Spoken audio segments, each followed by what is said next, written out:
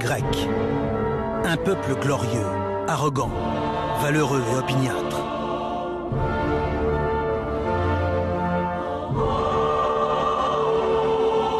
Un peuple qui, il y a bien longtemps de cela, posa les jalons de la civilisation occidentale.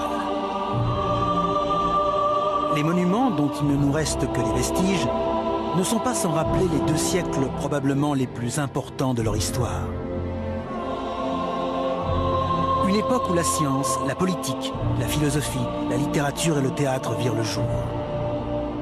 Sans oublier un art et une architecture encore inégalés aujourd'hui.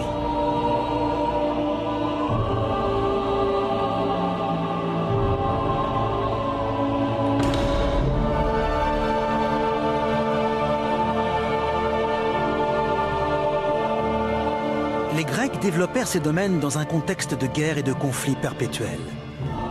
Ils mirent en échec de nombreuses armées et de nombreuses flottes. Des empires gigantesques s'inclinèrent face à leur puissance, leur permettant de bâtir leur propre empire bien au-delà de la Méditerranée. Pendant une courte période, la puissante marine grecque contrôla le bassin méditerranéen et offrit au peuple grec une prospérité jamais égalée.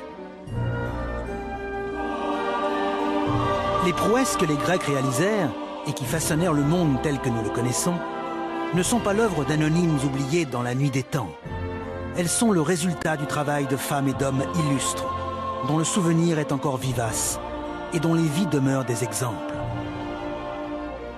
Des personnalités de la trempe de Thémistocle, l'un des plus grands militaires de l'humanité. Périclès, politicien génial et visionnaire. Socrate, le plus grand philosophe de l'histoire.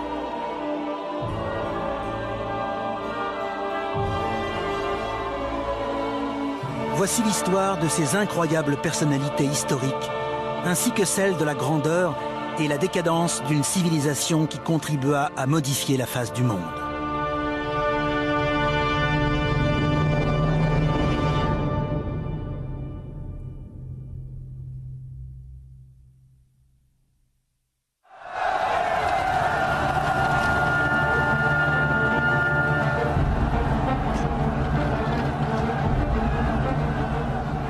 « 508 avant Jésus-Christ.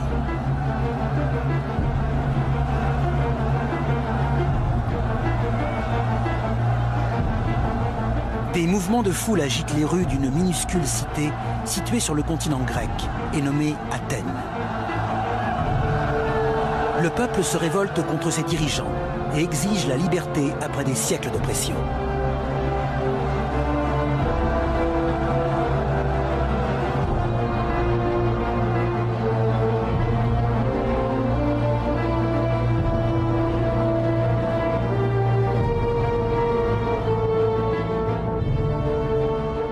À l'écart, un homme observe. C'est un aristocrate athénien du nom de Clisthène.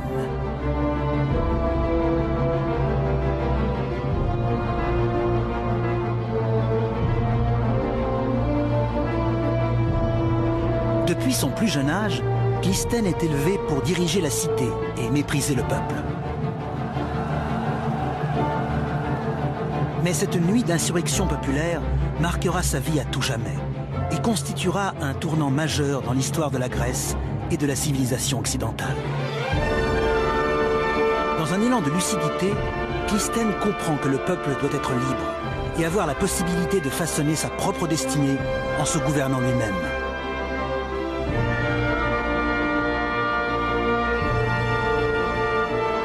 Cette prise de conscience lui permettra de conduire ses compatriotes sur le chemin de l'Empire.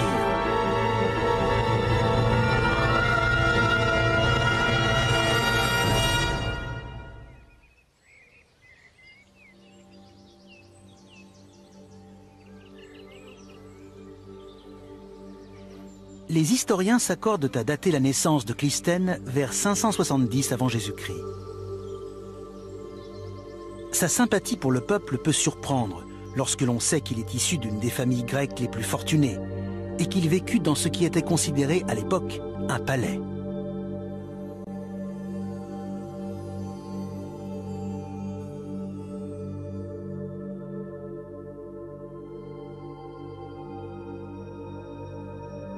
Clystène appartient aux Alcménoïdes, une riche et très ancienne dynastie politique.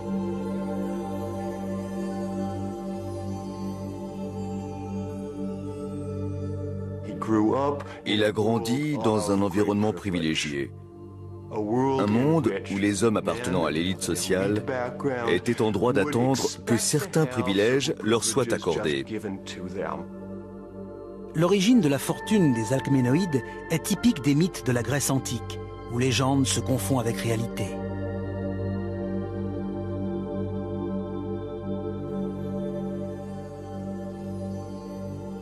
Selon Hérodote, premier historien grec, le grand-père de Clystène aurait rendu un service à Crésus, un grand roi d'une richesse incommensurable.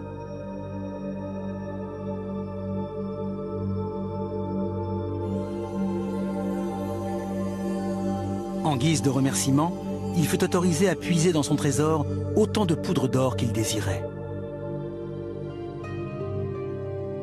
Hérodote relate que l'ancêtre de Clystène ne se contenta pas de remplir ses poches.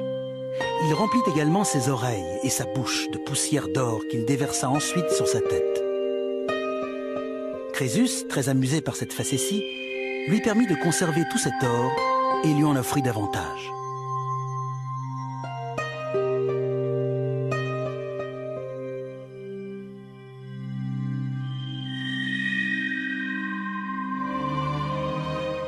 Quelle que soit la véritable origine de la fortune de la famille de Clystène, il ne fait aucun doute que celle-ci l'utilisa pour conquérir le pouvoir.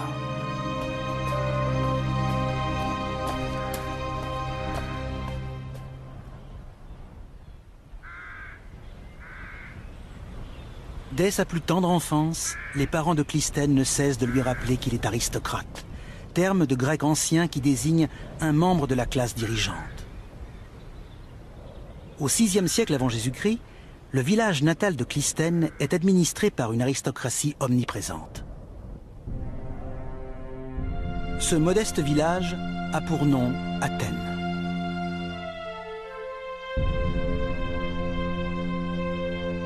Athènes est située au centre d'une péninsule méditerranéenne, baptisée à l'époque Hellas, plus connue aujourd'hui sous le nom de Grèce.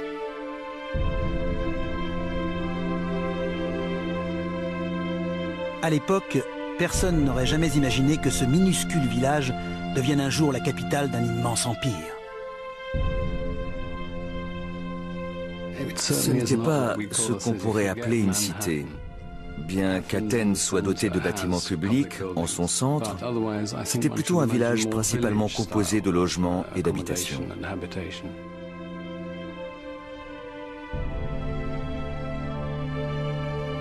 Le village est construit autour de l'Acropole, un promontoire rocheux et escarpé. Faisant office de forteresse, il permet aux Athéniens de repousser les attaques des cités voisines. Les rues étroites qui l'entourent renferment les habitations modestes de fermiers et d'artisans.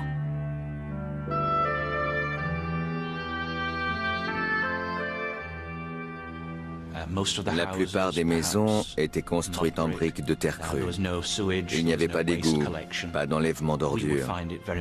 Athènes ressemblait fortement à un village du tiers-monde. Son odeur devait se sentir à des kilomètres.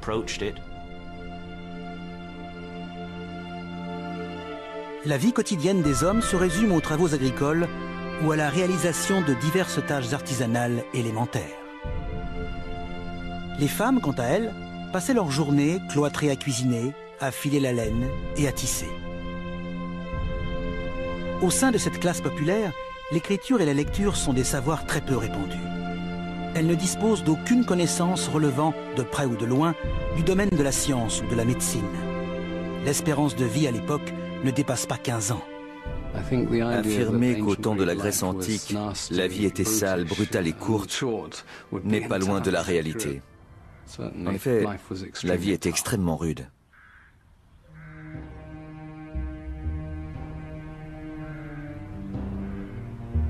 La société grecque n'a rien d'égalitaire. Le peuple vit sous le joug d'une aristocratie composée d'hommes comme le père de Clystène.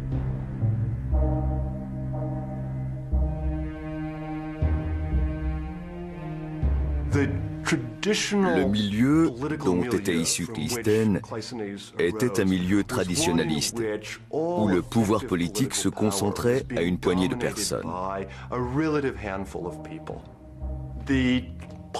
L'intérêt envers la condition du bas peuple était aux antipodes des préoccupations des élites grecques.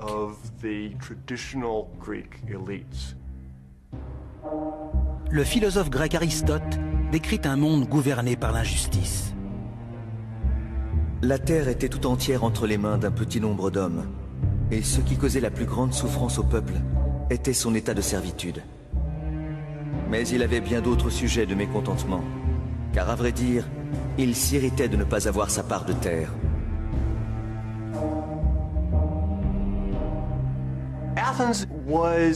Athènes était, d'une certaine manière, organisée à son désavantage.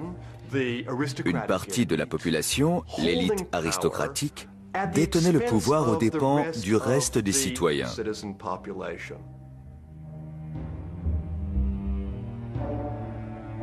Dirigée par des aristocrates uniquement préoccupés par la conservation du pouvoir, Athènes n'a rien d'un État susceptible de construire un grand empire.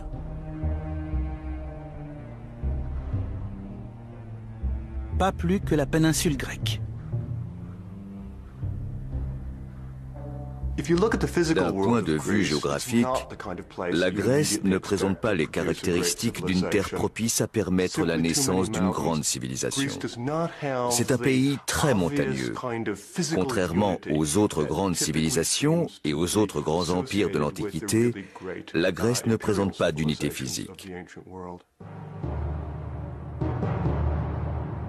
Les grandes civilisations de l'époque de Clystène ont vu le jour sur les plaines fertiles des rives des grands fleuves pour s'étendre bien au-delà. Au sud de la Grèce, les crues régulières du Nil permettent à la civilisation égyptienne d'exister depuis presque 2000 ans.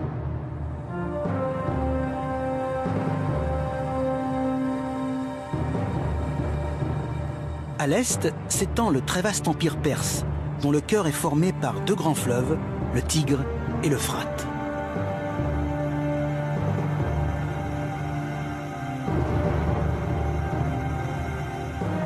Lieu de naissance des premières civilisations.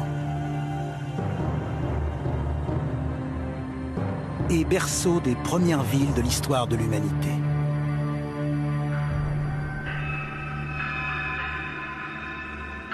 La Grèce est dépourvue de grandes plaines et compte de nombreuses chaînes de montagnes.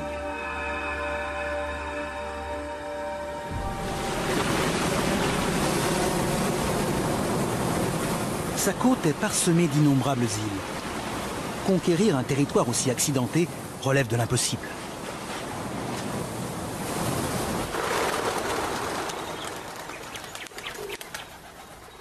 C'est la raison pour laquelle la Grèce est divisée en nombreuses minuscules nations, appelées cités-États. Chacune d'elles est farouchement indépendante et dotée d'une histoire et d'une culture qui lui est propre. À l'époque de Clystène, on compte plus d'1 millier de cités-États, s'affrontant entre elles dans des luttes de pouvoir et de territoire. Au cours de la période classique, la Grèce n'a jamais fait preuve d'unité politique. Chaque polis, c'est-à-dire chaque cité-État, cherchait à conserver son indépendance. Cela fonctionnait quelquefois, mais pas toujours.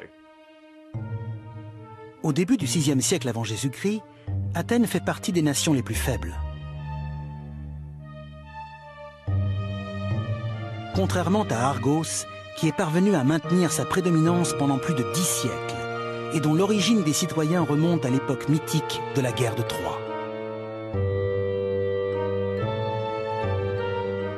Les Corinthiens, eux, dominent le commerce maritime et sillonnent les 4 coins de la Méditerranée en transportant des marchandises provenant d'Égypte, d'Assyrie et d'Italie.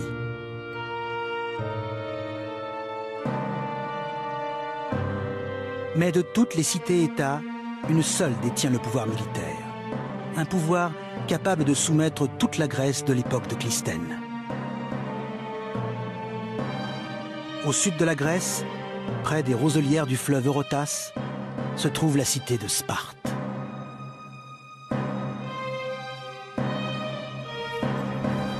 Dès la naissance, les Spartiates sont éduqués pour devenir des soldats. Élevés à la campagne et séparés de leur famille, leur vie tourne autour de la discipline et de la guerre.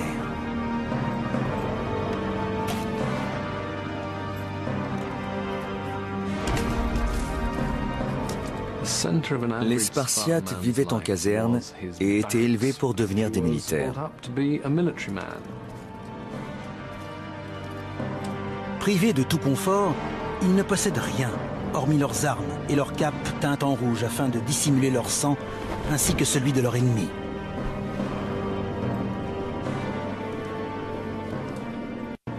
Les Spartiates étaient formés pour affronter n'importe quel ennemi. Il existe toutes sortes de légendes à leur sujet, dont la plus remarquable est celle d'un sybarite qui visite Sparte et qui, après avoir goûté la nourriture des Spartiates, comprend alors pourquoi ces derniers ne craignaient pas la mort. Pour lui, la mort n'était rien à côté de leur nourriture. Les Spartiates sont des conquérants implacables. À l'époque de Clisthène, ils ont déjà conquis les régions avoisinantes, soit plus de 4000 km², et réduit les populations soumises à l'état d'esclavage. Ces dernières sont baptisées ilotes.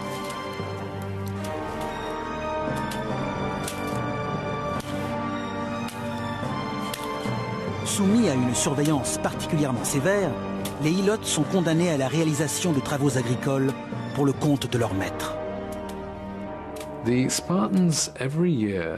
Chaque année, les Spartiates déclaraient la guerre aux Ilotes, en partie dans le but de renforcer la nature guerrière de la communauté, mais également dans le but calculé de maîtriser leur population.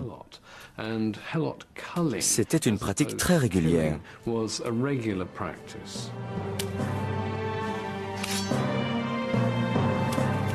À cette époque, Sparte présente toutes les caractéristiques d'une cité capable de bâtir un empire. Aux yeux des autres cités-États, les Spartiates constituent une menace permanente.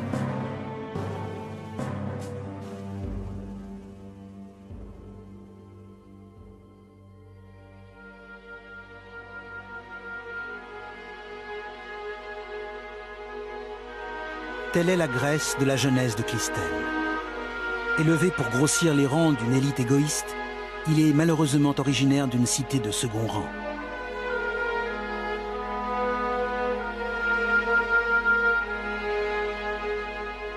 Un contexte peu propice pour permettre à un homme de conduire la Grèce sur le chemin de l'Empire.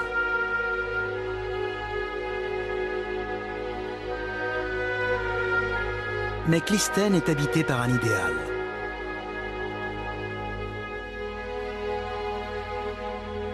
Un rêve de grandeur que seuls les hommes grecs peuvent réaliser.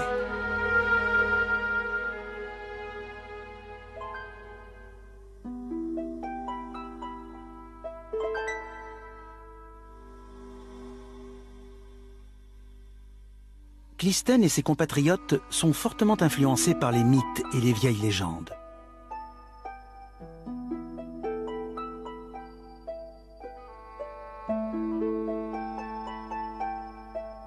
Des centaines d'Aèdes sillonnent le pays et déclament ces légendes à qui veut bien payer.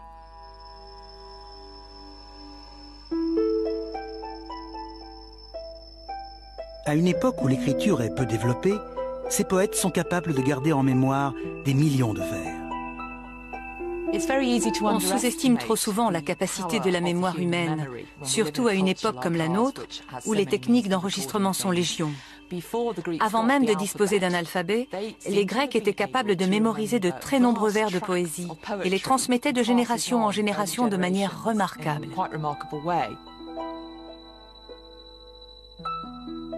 Ces Aèdes errants se rendent régulièrement à Athènes, alors que Clisthène est encore enfant. Celui-ci est fortement influencé par les récits qu'il entend.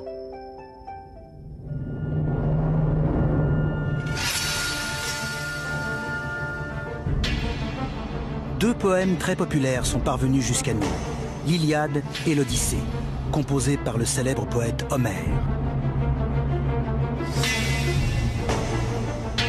Ils évoquent de violentes batailles et des combats épiques.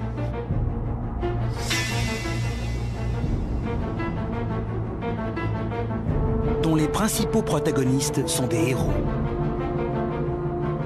Des personnages mythiques dont la force leur confère le pouvoir et la gloire.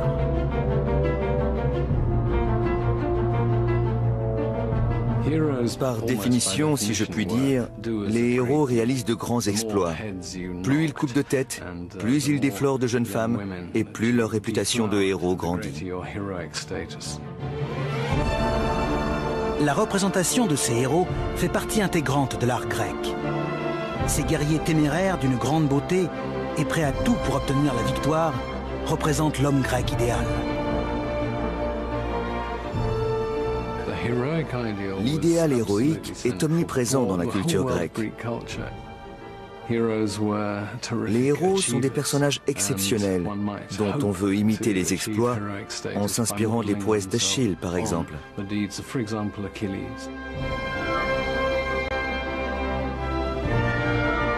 Achille est l'archétype du héros grec.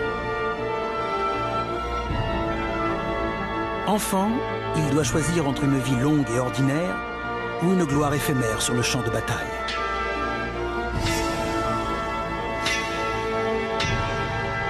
Il choisit une mort précoce et une célébrité éternelle.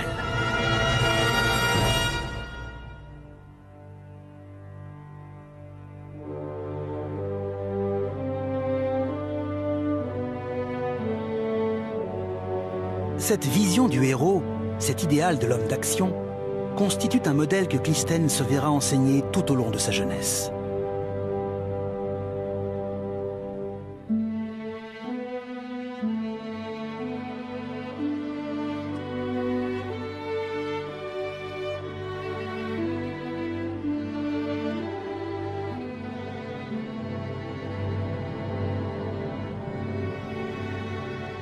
Une vie en quête de grandeur et de gloire, obtenue par la force et la bravoure.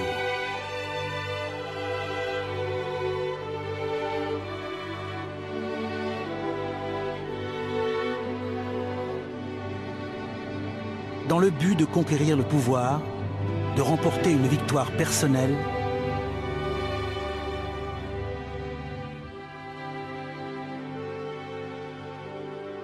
et de devenir ainsi un véritable héros.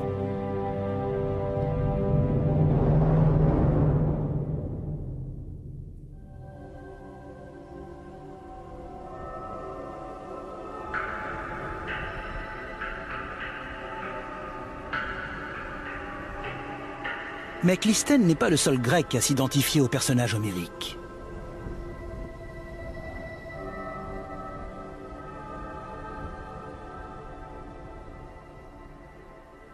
Un grand changement va se produire au milieu du VIe siècle avant Jésus-Christ.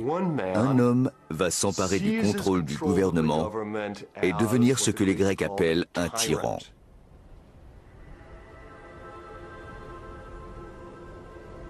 Grâce à Hérodote, nous savons comment le tyran est parvenu à accéder au pouvoir.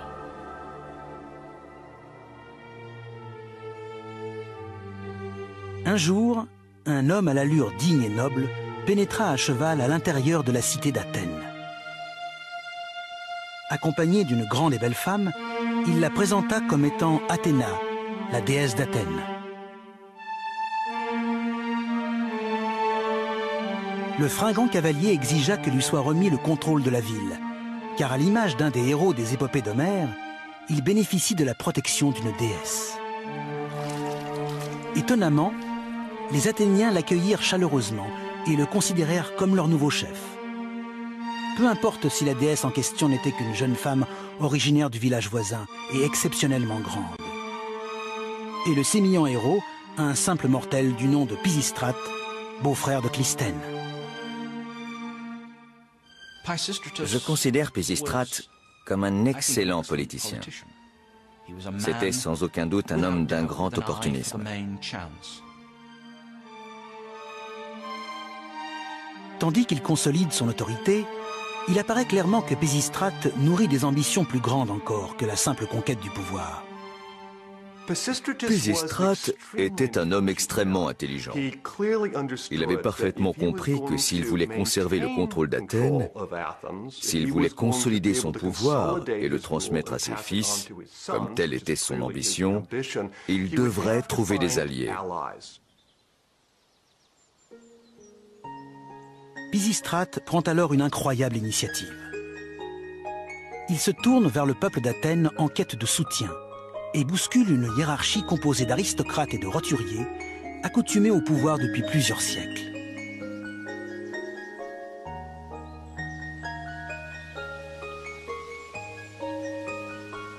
Pisistrate décide de réduire les impôts et procède à l'instauration de prêts gratuits pour permettre au peuple de construire des fermes.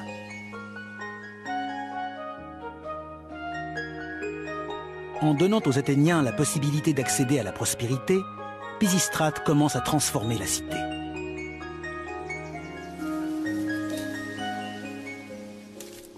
Sous Pisistrate, le développement de l'agriculture à Athènes s'accélère. C'est un phénomène qui ne va cesser de grossir au cours des 2 siècles suivants. La culture de la vigne et de l'olivier va fortement se développer.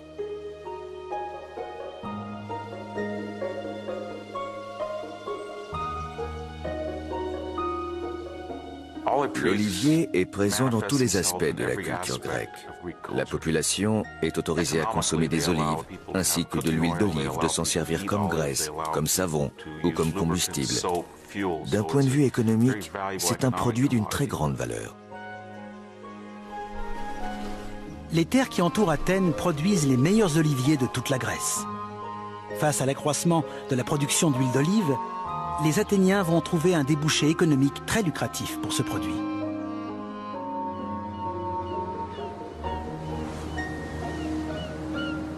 Ils ne se contenteront pas de la vendre dans les autres cités grecques. Ils franchiront la Méditerranée pour commercer avec l'Égypte, la Phénicie, la Perse et la Syrie. Athènes est idéalement située pour exporter ses produits dans la partie orientale de la Méditerranée.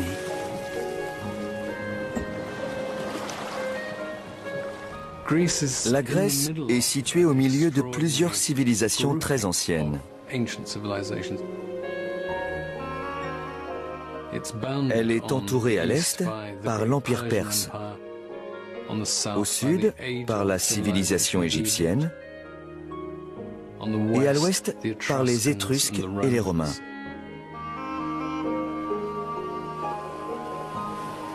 Les Grecs, eux, sont disséminés un peu partout. Platon les comparait d'ailleurs à des fourmis ou des grenouilles autour d'une mare.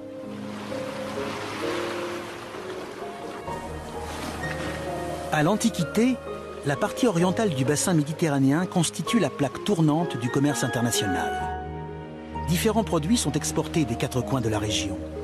Des céréales de Scythie, du poisson salé de la mer Noire, du vin des grands vignobles de l'île de Chios, de l'or, de l'argent, des objets d'art et des parures d'Égypte. Et bien évidemment, de l'huile d'olive d'Athènes. Grâce à l'activité débordante du port d'Athènes, la population voit ses richesses et sa prospérité accroître.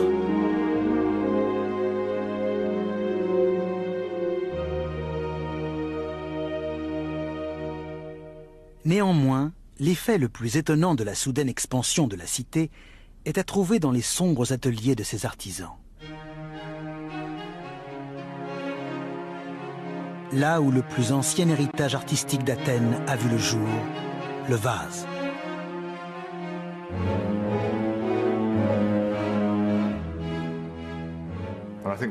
Ce qui est remarquable avec la céramique, c'est qu'à l'époque, on ne lui attribuait pas une grande valeur artistique. Le contenu était bien plus prisé que le vase lui-même.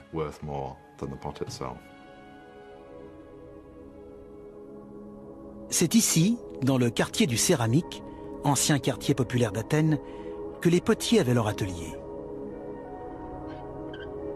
Ces nombreux artisans appartenaient à la catégorie la plus basse de la société athénienne.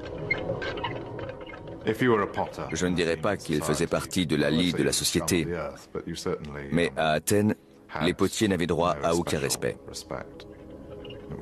Leur travail était dur, incessant et peu envié au sein de la population. À l'Antiquité, la céramique est une matière utilisée depuis des centaines d'années dans les foyers grecs, ainsi que pour le transport de l'huile et de la nourriture. De conception basique, le vase est décoré de motifs géométriques simples, inspirés de l'art égyptien et assyrien.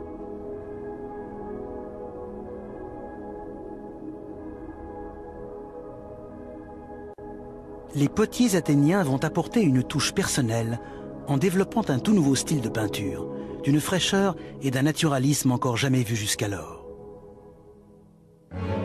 Un style qui suscite encore l'admiration de nos jours.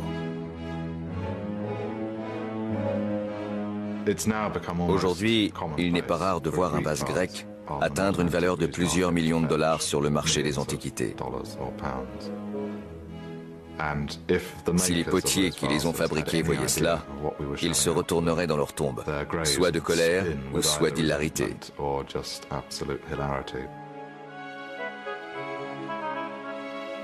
Les potiers athéniens furent moins motivés par la postérité que par l'émulation artistique.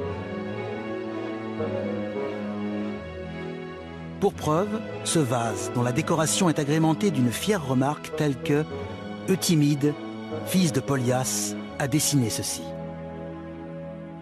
Et plus bas, Euphronias n'aurait probablement pas fait mieux. Pour la première fois de son histoire, le peuple athénien goûte à la liberté et démontre sa capacité à réaliser de grandes choses.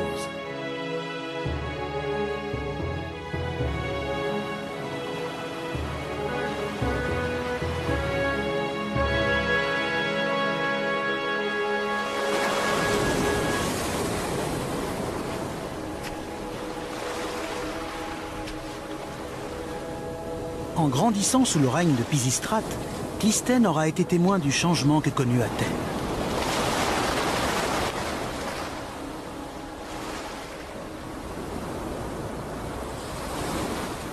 Son modeste village natal s'est à présent transformé en un port économique de renommée internationale.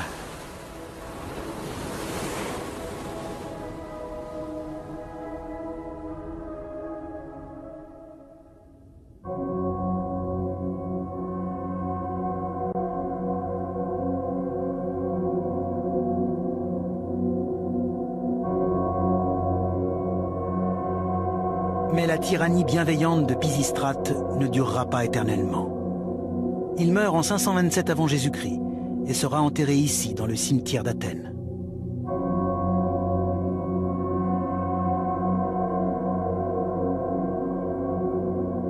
Son fils, Hippias, lui succédera. En début de règne, Hippias poursuit l'œuvre de son père et gouverne Athènes de manière impartiale.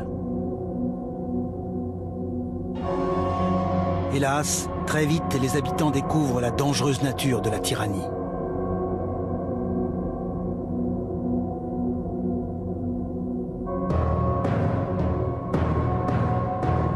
En 514 avant Jésus-Christ, le frère d'Hippias est assassiné.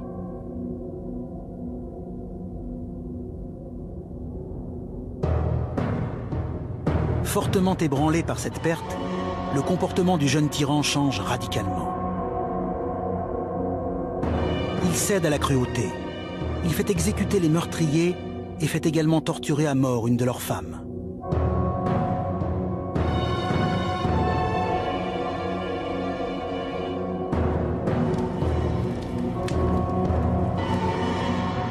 Aristote évoque la façon dont le tyran sombra dans la folie.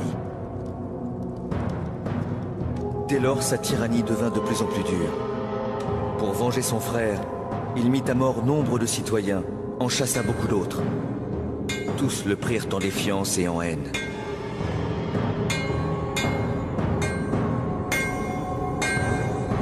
Les libertés dont jouissait le peuple d'Athènes sous Pisistrate disparurent.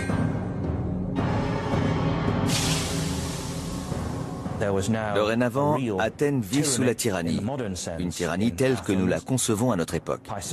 Pisistrate a voulu le pouvoir parce qu'il avait une cause, pas son fils qui ne se soucie que de le conserver dans son propre intérêt.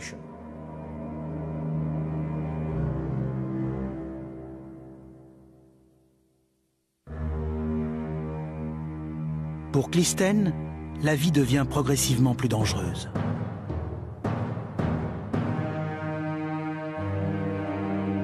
Le dictateur paranoïaque sait que le plus grand danger qui menace son pouvoir provient de l'aristocratie.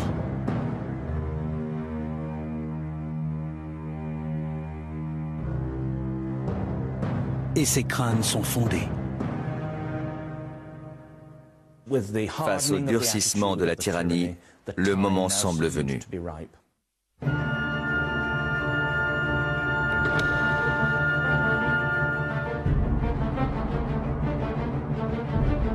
Clystène décide de prendre son premier grand risque. Il veut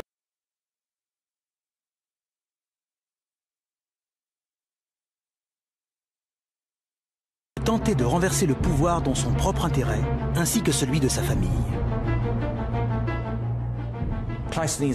L'ambition que nourrit Clystène de marquer l'histoire de son nom l'habite bien évidemment depuis son plus jeune âge.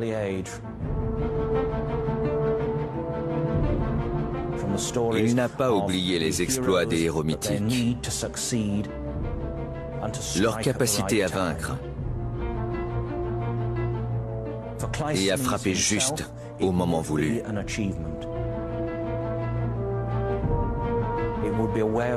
Pour Clystène, il s'agit d'un aboutissement. Il fomente un complot destiné à renverser le tyran. Hippias sera piégé dans sa forteresse. Capturé, il est banni d'Athènes à jamais.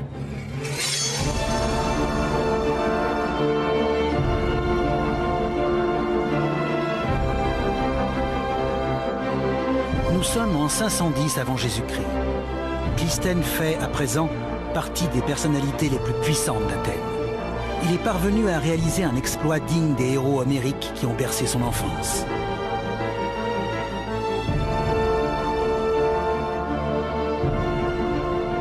Mais la société grecque a changé.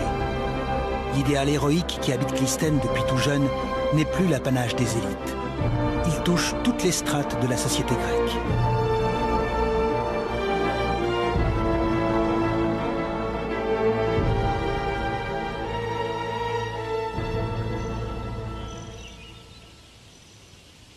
Voici Olympie, dans le sud de la Grèce.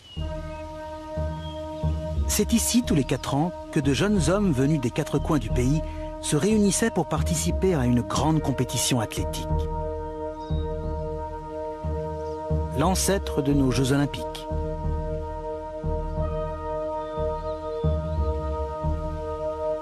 Pour Pausanias, voyageur et géographe de l'Antiquité, les Jeux Olympiques constituent le prétexte premier de tout voyage en Grèce.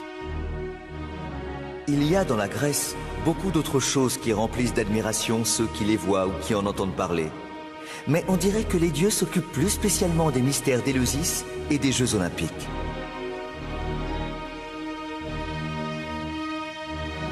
Les Jeux Olympiques furent créés en 776 avant Jésus-Christ, soit 2 siècles avant la naissance de Clystène. À l'époque, la participation aux épreuves est réservée aux Grecs les plus riches. Mais du vivant de Clystène, il n'en est plus de même. Tout le monde peut y participer. Un noble peut être opposé à un potier et un roi à un simple poissonnier. Les Jeux Olympiques étaient l'occasion pour n'importe quel Grec de faire preuve d'héroïsme à l'image des héros d'Homère. Les épreuves exigent les mêmes qualités que celles nécessaires sur le champ de bataille. Course de chars, course à pied, lutte, boxe. Ici, il n'y a pas de véritable récompense, hormis une couronne d'olivier et une célébrité assurée dans toute la Grèce.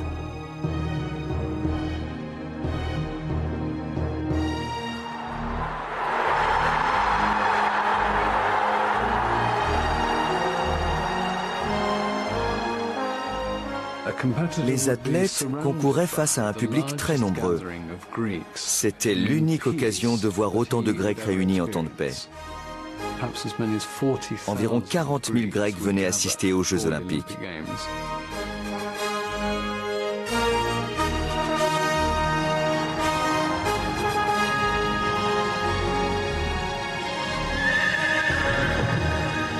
Les Grecs parcouraient des centaines de kilomètres pour venir assister aux Jeux. Il n'était pas rare de voir s'établir des campements aux abords des stades.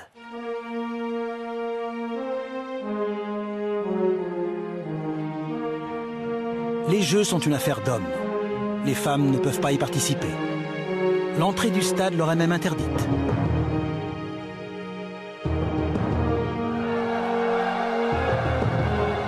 Pour un athlète, quelle que soit sa classe sociale, une victoire aux Jeux Olympiques représente l'aboutissement d'une vie.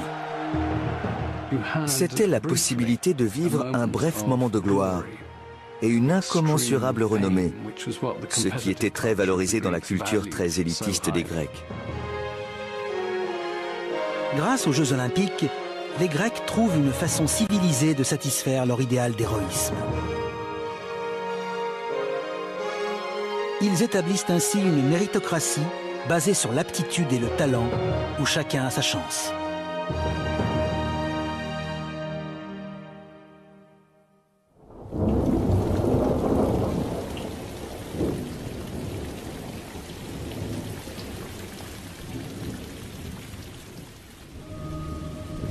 Mais une société où tout le monde peut vaincre ne peut que contribuer à rendre Athènes encore plus instable.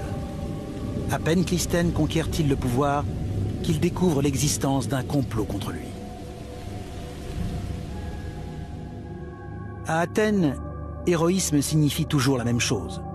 Conquérir le pouvoir à tout moment, de quelque manière que ce soit. La seule règle, c'est d'obtenir ce qu'il est possible d'obtenir et de se battre pour cela. Il faut foncer et montrer qu'il est possible de parvenir à ses fins. Le plus ambitieux des conspirateurs opposés à Clisthène a pour nom Isagoras. Isagoras fait partie de l'aristocratie athénienne. Lui aussi a été élevé, persuadé que le pouvoir lui revenait de droit.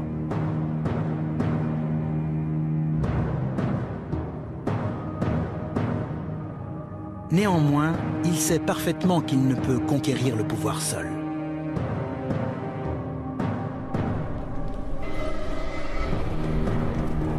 Il prend alors une incroyable initiative. Il cherche du soutien en dehors d'Athènes. Il envoie un message aux guerriers les plus redoutés de Grèce, les Spartiates.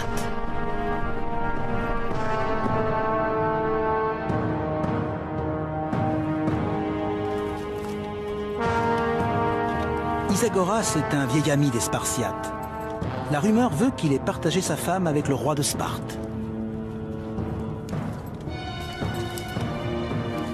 Ces féroces guerriers n'hésitent pas à lui fournir leurs meilleurs soldats afin de l'aider à conquérir le pouvoir et à trahir sa propre cité.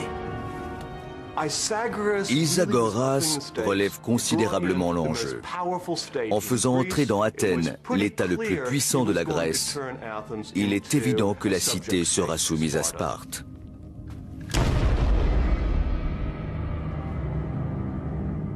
Soutenu par les troupes spartiates, Isagoras peut réaliser le plan qu'il a échafaudé pour s'emparer d'Athènes. Lui et ses troupes ont pour objectif de prendre le contrôle du point le plus élevé de la ville, la forteresse située au-dessus de l'acropole.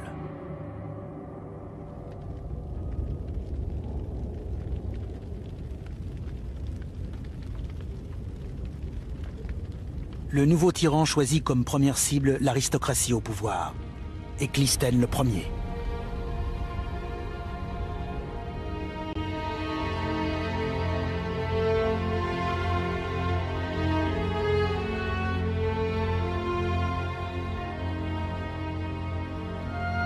Plus de 700 familles seront expulsées d'Athènes, y compris celle de Clisthène.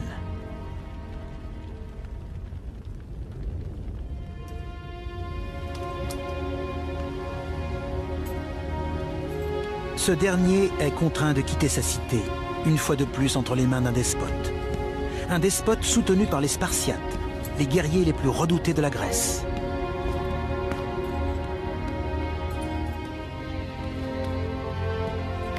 Les idéaux de Clisthène s'effondrent comme un château de cartes.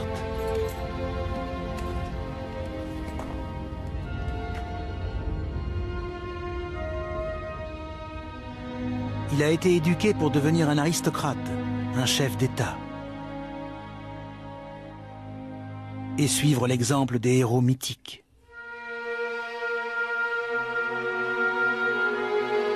Hélas, tout cela n'aura provoqué que conflits, rivalités, morts, exil et lutte de pouvoir.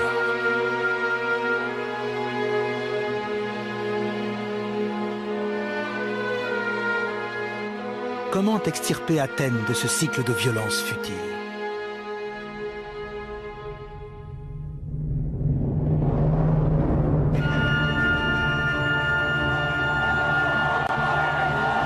Mais alors que Clisthène entame un exil déchirant, Athènes est frappée par un événement extraordinaire.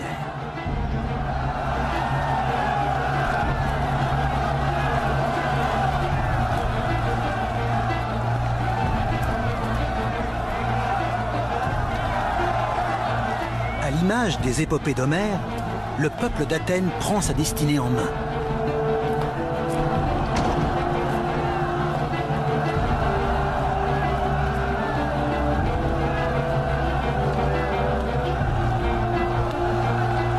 C'est la révolution.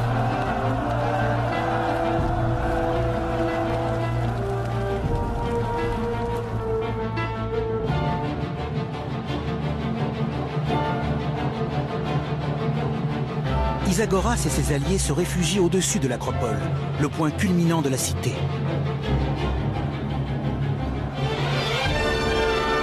Mais même là, ils ne peuvent échapper à la colère des Athéniens.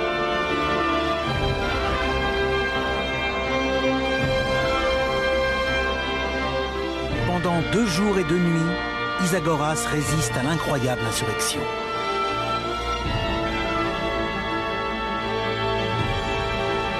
Il tient bon jusqu'au matin du 3e jour, jusqu'à ce qu'il soit contraint de se rendre.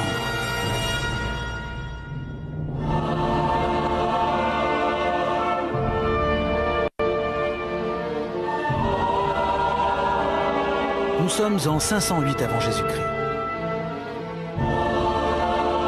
Athènes vient de faire son premier pas en direction de l'Empire et de la gloire. Pour la première fois de l'histoire, le peuple s'est révolté contre ses gouvernants et s'est emparé du pouvoir.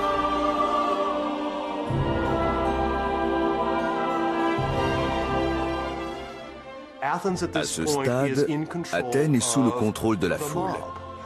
La masse inorganisée s'est révoltée sans véritable chef. Mais la question c'est, que faire maintenant?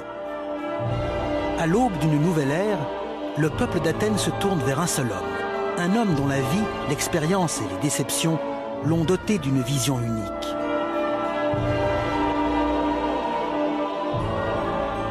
Clisthène l'exilé est rappelé et se voit chargé de former un gouvernement.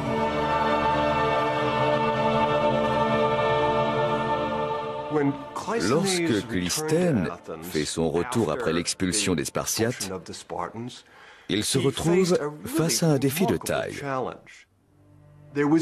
Il ne peut pas se contenter de remettre au pouvoir un groupe d'aristocrates. Pas plus qu'il ne peut se permettre de se déclarer tyran.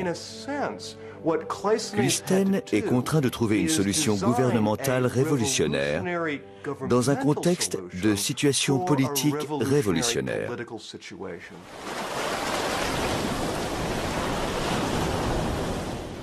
Clisthène doit à présent permettre au peuple d'Athènes de prendre part à sa destinée, une exigence populaire qu'il partage.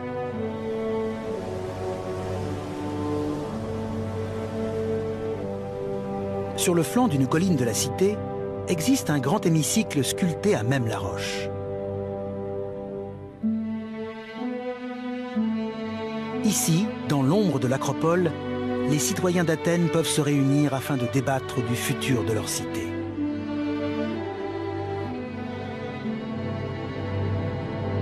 Sur ces marches, riches et pauvres ont la possibilité de siéger et d'interpeller leurs concitoyens.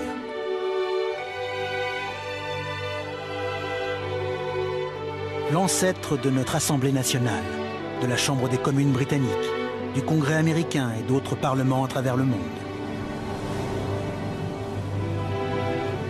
Là où jadis le gouvernement était constitué au fil du glaive, Clisthène institue le vote. Un galet blanc pour approuver, un galet noir pour rejeter. Par ce concept simple, Clisthène institue la volonté populaire, une forme de gouvernement nommée démocratie.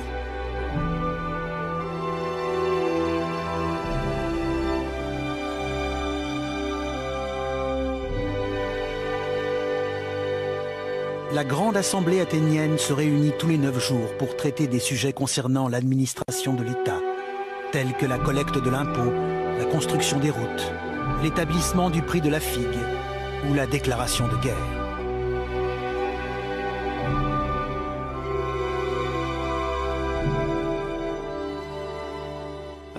La démocratie athénienne est différente de celle que nous connaissons.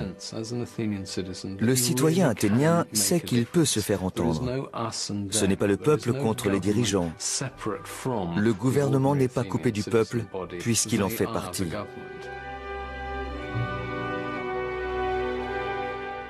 La démocratie représente une très forte rupture dans une culture grecque de tout temps élitiste et baignée d'un idéal héroïque. Au terme d'un revirement total, même les Grecs appartenant à la masse, non aristocratique, dépourvus de richesse, pouvaient devenir des héros en politique.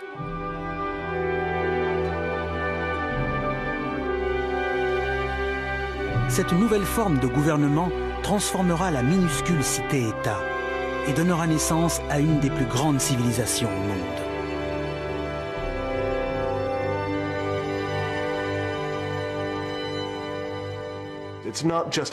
L'apparition de la démocratie et l'incroyable développement de la culture grecque n'ont pas eu lieu par hasard.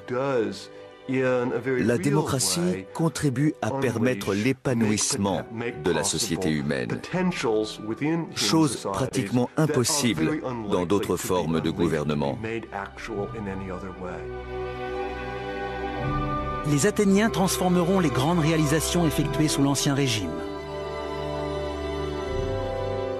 Ils s'inspireront des temples monumentaux et des pyramides de l'Égypte des pharaons pour créer une architecture pleine de grâce et de splendeur.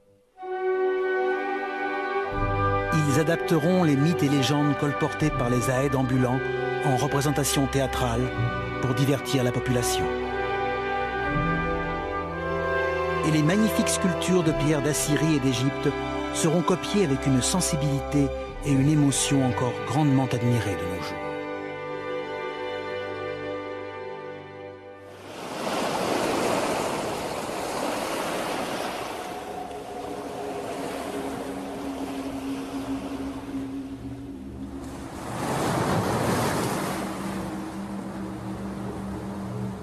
Mais tandis que la jeune démocratie de Clisthène n'en est qu'à ses balbutiements, à l'Est, une terrible menace se profile.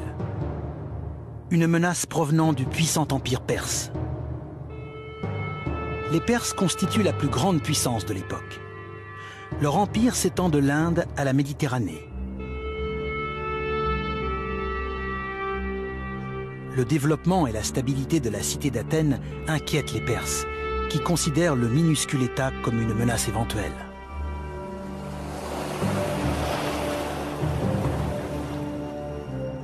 Dans la précipitation, ils décident de mobiliser une armée de 40 000 hommes afin d'envahir la Grèce.